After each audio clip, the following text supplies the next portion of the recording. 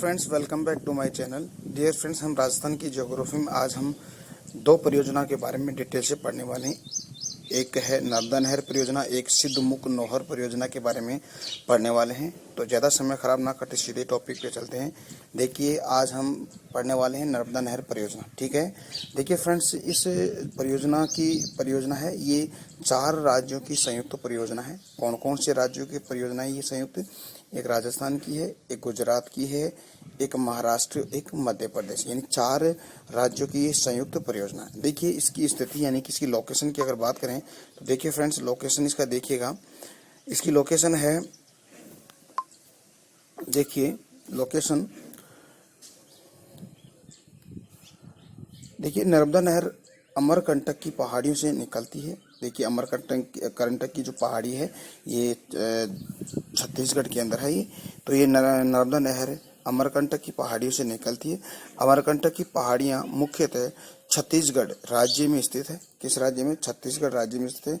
वहाँ से ये नदी मध्य प्रदेश में प्रवाहित होती है। इसके बाद इसका कुछ हिस्सा महाराष्ट्र के उत्तरी भाग में प्रवाहित होता है। ठीक है, तो कहने का मतलब है ये जो नर्मदा नदी है ये अमरकंटक की पहाड़ी से निकलने के पश्चात ये अपने ढलान के विपरीत बहती है। यानी कि आपको पता है कि जो दक्षिण का प्रायद्वीप पठार है इसका ढलान है पूर्व की दिशा की तरफ है, लेकिन यह जो नदी है ये इसके विपरीत यानी कि पश्चिम में बहती है, और पश्चिम में बहने के पश्चात ये अरब सागर के अंदर ये अपना मुहाना बनाती है। ठीक है, यानी कि भारत में दो ही ऐसी नदियां हैं जो सर्वाधिक ऐश्वर्य का निर्माण यानी कि ज्वार नदी मुख का निर्माण करती है। एक तापी नदी और एक आपकी नर्मदा, ये दोनों ही ढलान के विपरीत बहती है।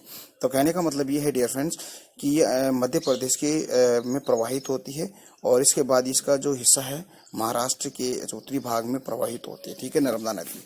आगे बात करें तो देखिए, नर्मदा नदी पर सरदार सरोवर बांध बनाया गया है। बहुत इंपॉर्टेंट है, यानी कि जो नर्मदा नदी इस पर कौन सा बांध बनाया गया है? सरदार सरोवर बांध बनाया गया है।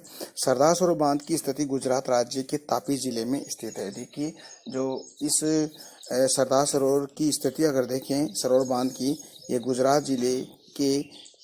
गुजरात राज्य के तापी जिले में स्थित है। आपको पता तापी नदी भी है। ठीक है, तापी नदी और इसको ताप्ती नदी भी कहते हैं। तो यही दो ऐसी नदियां जो ऐश्वर्य का निर्माण करती है और अपने ढलान के विपरीत बहती है, एक तो नर्मदा और एक तापी नदी। ठीक है, इसी बांध से आगे यह परियोजना विकसित हुई है। ठीक है, नर्मदा नहर परियोजना की लंबाई अगर देखें तो देखिए फ्रेंड्स, अगर हम गुजरात के अंदर देखें तो इस नर्मदा नहर परियोजना की गुजरात में लंबाई 460 किलोमीटर है और राजस्थान में ओनली फॉर 74 किलोमीटर है। ठीक है, तो गुजरात में 460 किलोमीटर और राजस्थान में 74 किलोमीटर ये नर्मदा नहर परियोजना की लंबाई है। जब इस बांध का निर्माण किया गया था तब गुजरात में 1961 में इसका विरोध किया गया। यानी कि गुजरात के अंदर इसका जो इस बांध का निर्माण किया गया था तब इसका विरोध हुआ है 1961 में। देखिए, आज भी इसका विरोध हो रहा है नर्मदा नहर परियोजना का। ठीक है, और आपको पता है नर्मदा बचाओ एक आंदोलन भी चलाया गया था। ठीक है, तो 1961 के अंदर इसका विरोध किया गया। इस परियोजना का अंतिम बिंदु है, अगर देखें नर्मदा नहर परियोजना का अंतिम बिंदु गुजरात के एक बनासकांठा एक जिला है। गुजरात के एक बनासकांठा जिला है, वहां तक इसका अंतिम बिंदु है। ठीक है, नर्मदा परियोजना राजस्थान में जालोर जिले के, देखिए अगर राजस्थान की बात करें कि नर्मदा परियोजना राजस्थान के जालोर जिले का एक गांव है सीलू गांव में प्रवेश करते। तो बहुत यानी कि वेरी वेरी इंपॉर्टेंट है ये, यानी वेरी मोस्ट है ये, कि अगर क्वेश्चन पूछा जाए कि नर्मदा नहर परियोजना राजस्थान के कितने जिलों को लाभान्वित करती है, ये जालोर और बाड़मेर 2 जिलों को, और ये राजस्थान के किस जिले में प्रवेश करती है? जालोर में, और जालोर का कौन सा गाँव? सीलू गाँव। ठीक है डियर फ्रेंड्स, बात करते हैं आगे। नर्मदा नहर परियोजना का 27 मार्च 2008 को राजस्थान के जालोर जिले के सीलू गांव में प्रवेश किया गया था। ठीक है, लगभग 100 से 150 गांव इस नर्मदा नहर परियोजना के जालोर जिले के गांव या बाड़मेर जिले के गांव ये लाभान्वित होते हैं। ठीक है, तो कहने का मतलब ये है डियर फ्रेंड्स, तो नर्मदा नहर परियोजना का 27 मार्च 2008 को राजस्थान के जालोर जिले के सीलू गांव में इसका क्या किया गया? प्रवेश किया गया है। ठीक है, तो ये आपको ये तारीख याद करनी पड़ेगी और सन याद करना पड़ेगा, और ये सीलू गांव आपको याद करना पड़ेगा। ठीक है, बात करते हैं आगे डियर फ्रेंड्स। देखिए जालोर से इसका पानी बाड़मेर जिले तक पहुंचाया गया और बाड़मेर में इसका उद्घाटन यानी कि 24 अप्रैल 2008 को हुआ। इसका पानी बाड़मेर में गुड्डा मनाली तक पहुंचा, यानी कि इसका जो पानी है बाड़मेर जिले के एक गुड्डा मनाली जो एक गांव है गुड्डा मनाली उस तक पहुंचा है। ठीक है। नर्मदा नहर परियोजना राजस्थान के 2 जिलों को लाभान्वित करती है। मैंने आपको बता दिया कि 2 जिले कौन कौन से हैं, एक तो जालोर है और एक बाड़मेर है। इन 2 जिलों को सर्वाधिक लाभान्वित करती है नर्मदा नहर परियोजना। ठीक है। नर्मदा नहर परियोजना से 3 लिफ्ट नहरें निकाली गई है। 3 लिफ्ट नहरें कौन कौन सी, देखिए एक तो सांचौर जो जालोर में है, एक भादरेड़ा ये बाड़मेर में और एक पनोरिया ये बाड़मेर में। तो इसमें 3 लिफ्ट नहरें निकल, 2 तो बाड़मेर में निकाली गई है और एक आपके जालोर में निकाली गई। आई होप डियर फ्रेंड्स आपको ये बात समझ में आ रही है। ठीक है। इसके अलावा देखिए एक विशेष बात अगर देखें तो इन तीनों लिफ्ट नहरों से अनेक वितरिकाएं निकाली गई। इन छोटी छोटी नहरें निकाली गई, वितरिकाएं निकाली गई। देखिए कौन कौन सी है, एक बालेरा, वाक, मानकी, केरिया, गांधाऊ, जेसला, मानकी, रतोड़ा और भीमगुड़ा। तो ये ऐसी छोटी छोटी वितरिकाएं निकाली गई। ओके। अब इसकी कुछ विशेष बात देखें तो एक यह राजस्थान की पहली परियोजना है जिसके माध्यम से राजस्थान में पहली फव्वारा सिंचाई प्रणाली लागू, बहुत ही इंपॉर्टेंट है, यानी कि राजस्थान में जो पहली जो फव्वारा सिस्टम यानी प्रणाली लागू की गई थी वो लागू की थी नर्मदा नहर परियोजना के अंदर। तो ये बहुत इंपॉर्टेंट है। ठीक है। तो डियर फ्रेंड्स ये नर्मदा नहर परियोजना का टॉपिक होता है। अब अगली नहर परियोजना की बात अगर करें तो अगली नहर परियोजना का नाम है सिद्धमुख नोहर परियोजना। ठीक है।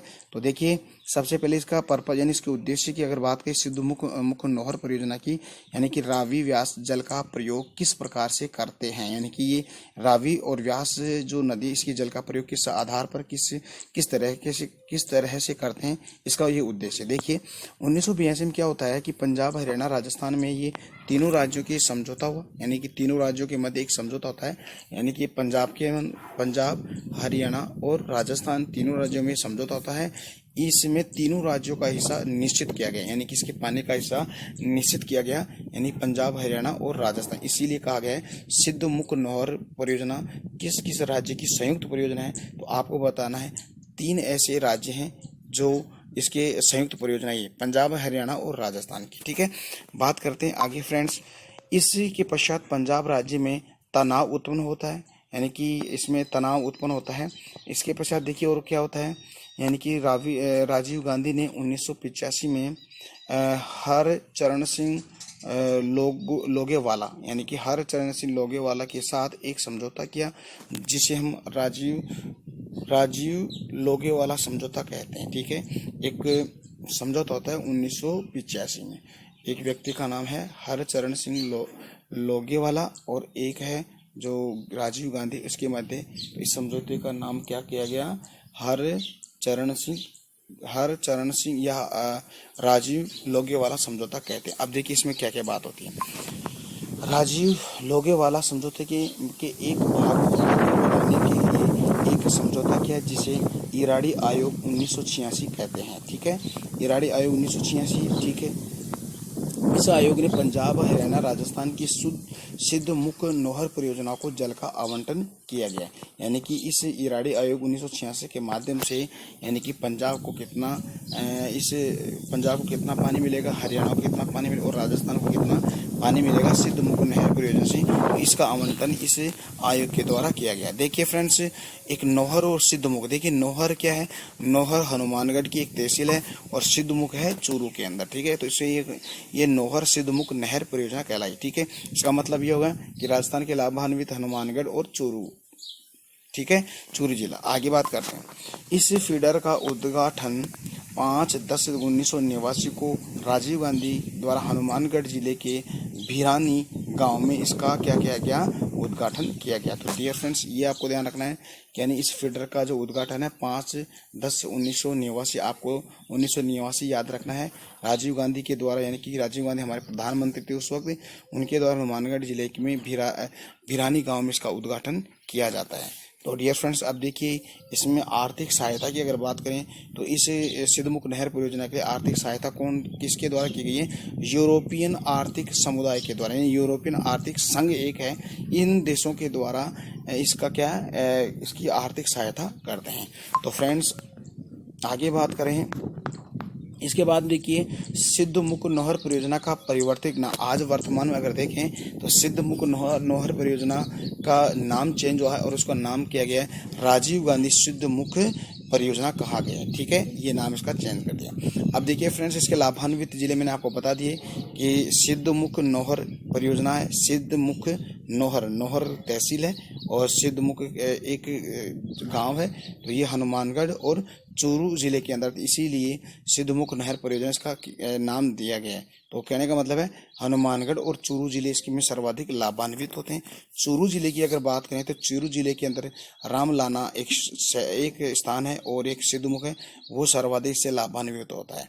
इसके अलावा हनुमानगढ़ के जो नौहर और भादरा है, भादरा गांव है, इनमें इसकी क्या है, इससे इन दो गांवों में सर्वाधिक से पानी का लाभान्वित होते हैं, यानी इस नहर परियोजना से ये लाभान्वित होते हैं। वितरिका देखिए, एक है खनानिया और एक जासना, यहाँ पर एक वितरिका भी निकाली गई है। ठीक है डियर फ्रेंड्स, तो डियर फ्रेंड्स आई होप आपको समझ में। इसके अलावा एक बात और पढ़ लेते हैं। इस परियोजना को 1999 में नाबार्ड के द्वारा पुनः चालू किया गया, यानी कि एक नाबार्ड एक संस्था है, इस नाबार्ड बैंक के द्वारा 1999 में इस परियोजना को दोबारा से चालू कर दिया है। तो डियर फ्रेंड्स, आज का हमारा टॉपिक यहीं पे एंड होता है। आज हमने दो परियोजनाओं के बारे में हमने पढ़ा है, और दो परियोजना, एक तो आपको नर्मदा नहर परियोजना, एक सिद्धमुख नहर परियोजना, इसके बारे में बहुत ही डिटेल से मैंने आपको बहुत ही बढ़िया तरीके से स्टडी करवा दी है। और फिर अगला कल टॉपिक रहेगा एक नई परियोजना, नहर परियोजना के बारे में। तो तब तक के लिए मैं आपसे इजाज़त लेना चाहता हूँ। नमस्कार, जय हिंद, जय भारत।